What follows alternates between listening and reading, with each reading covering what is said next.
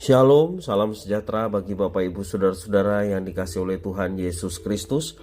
Jumpa kembali bersama saya Pendeta Eka di dalam renungan firman Tuhan pada hari ini, hari Senin 6 Juni 2022. Sukacita dan damai sejahtera dari Tuhan Yesus Kristus kiranya menyertai kehidupan kita sekalian. Puji nama Tuhan. Sampai pada pembacaan firman Tuhan hari ini, Mazmur 132. Kiranya pembacaan firman Tuhan memberkati kita sekalian. Baik, sebelum kita akan merenungkan bagian pembacaan firman Tuhan hari ini, kita akan berdoa terlebih dahulu. Tuhan Bapa di surga, di dalam Yesus Kristus, kami bersyukur atas kasih dan pemeliharaan Tuhan pada kami, juga atas firman Tuhan yang menjadi penerang dalam jalan hidup kami. Kami mohon pengertian yang dari Tuhan, supaya kami memahami apa yang Kau maksudkan. Kau juga menolong kami melalui Roh Kudus yang tinggal dalam hidup kami, untuk kami dapat melakukan apa yang telah Tuhan firmankan dalam hidup kami. Terima kasih Bapa, inilah diri kami. Kami sedia untuk belajar firman Tuhan. Demi nama Tuhan Yesus kami berdoa. Haleluya. Amin. Mazmur 132. Nyanyian ziarah.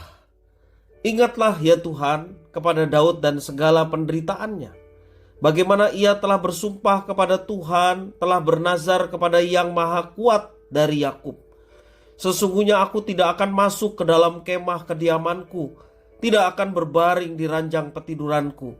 Sesungguhnya aku tidak akan membiarkan mataku tidur atau membiarkan kelopak mataku terlelap, sampai aku mendapat tempat untuk Tuhan, kediaman untuk Yang Maha Kuat dari Yakub.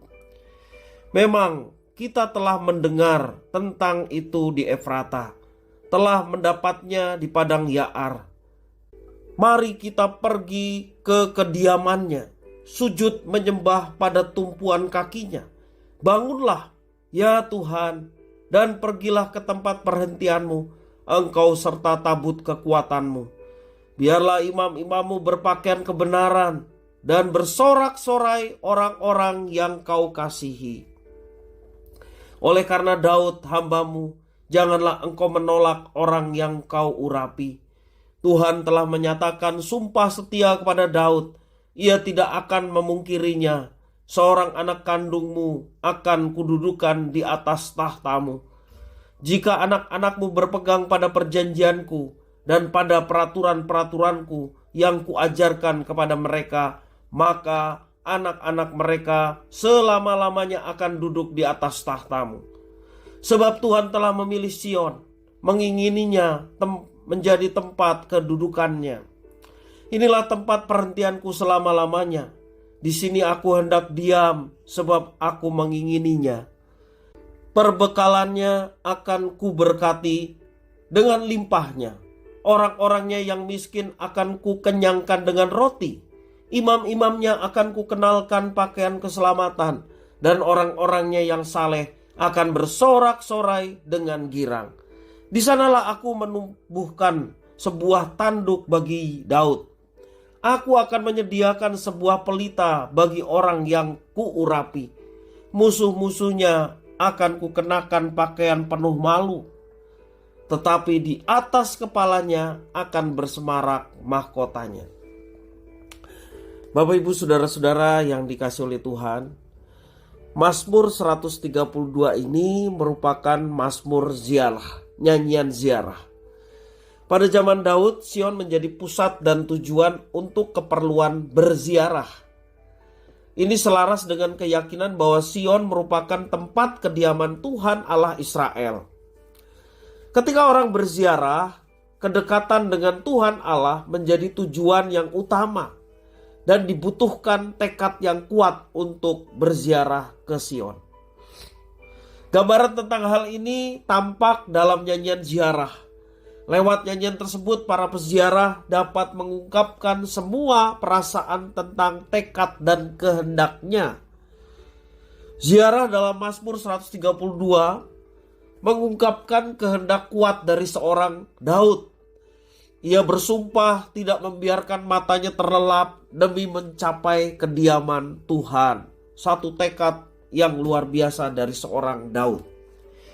Kehendak yang kuat dalam ziarah ini pun diekspresikan bersama dengan cara mengangkut tabut perjanjian dalam arak-arakan dan nyanyian dari para peziarah.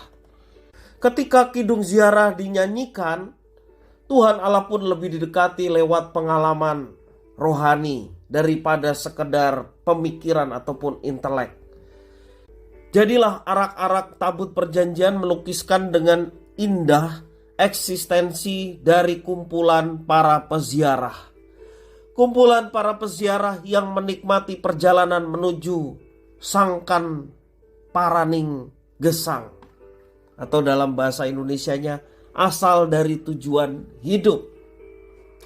Sebab di sanalah Tuhan telah berfirman, inilah tempat perhentianku selama-lamanya, di sini aku hendak diam. Itu firman Tuhan yang dituliskan. Tabut perjanjian adalah simbol tentang penyertaan Tuhan. Menariknya, penyertaan Tuhan tidak bisa dinikmati secara egois, karena tabut itu berjalan hanya ketika dipikul bersama-sama. Harus ada partisipasi dari orang-orang kumpulan peziarah yang bersifat mengajak dan merangkul sesama satu dengan yang lainnya dalam kebenaran dan kesetiaan kepada Tuhan yang sudah memberkati mereka. Selain Raja Daud, dilukiskan ada para imam dan juga rakyat yang masuk dalam kelompok peziarah. Semuanya bersorak-sorai bersama-sama karena Tuhan memberkati mereka dengan kelimpahan dan kemuliaan.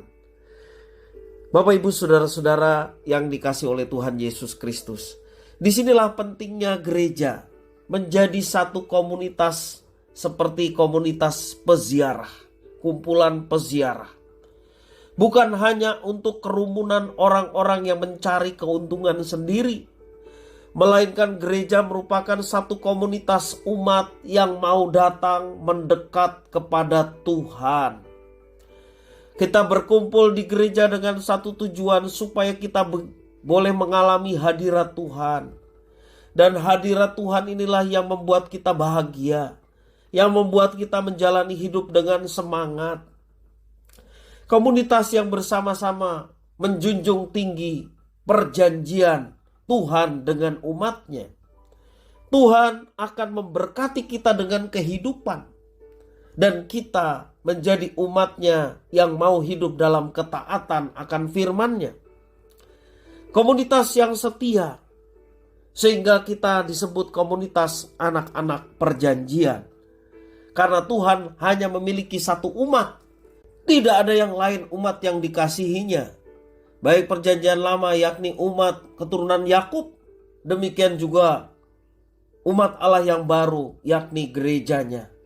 Bapak, Ibu, saudara-saudara, satu hal yang sangat penting dalam hidup kita sebagai umat pilihan Allah, mari kita senantiasa bersemangat untuk berkumpul bersama ketika kita beribadah kepada Tuhan di gereja. Dan alamilah senantiasa perjumpaan dengan Tuhan yang memberikan kita kebahagiaan dan juga semangat untuk menjalani kehidupan kita. Ibarat kalau kita berangkat ke gereja, rohani kita dicas, ya.